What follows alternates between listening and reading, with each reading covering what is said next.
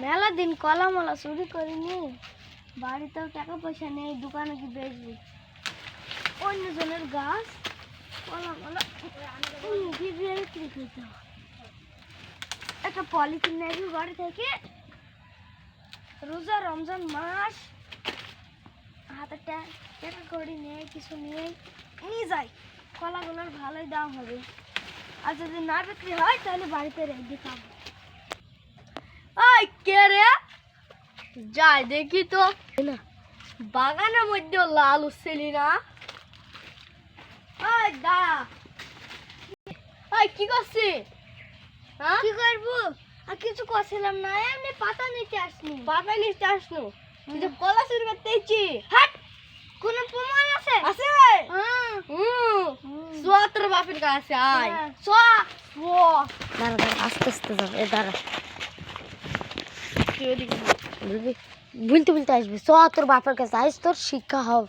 শিক্ষা বাপ যদি তোকে কিছু না বলে আমি পুলিশে দেবো।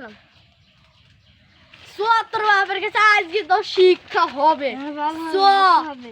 লালু ভাই, আপনার ছেলে আমার ভাই কলা চুরি করছে। কি প্রমাণ আছে? আসেন ঘরে রাখতেছেন, চ। প্রমাণ আছে, দেখছি কি আরাম প্রমাণ আছে। দেখেন দেখেন কতগুলো কলা। কলা চুরিছি, তুই তো কলা চুরি করছিস তুই। দেখেন আরে না, কলা চুরি করছে, দেখেন। আরে না, ওই পটলের ছাইলে কলা চুরি করে থই গেল, আমার নাম দেখি।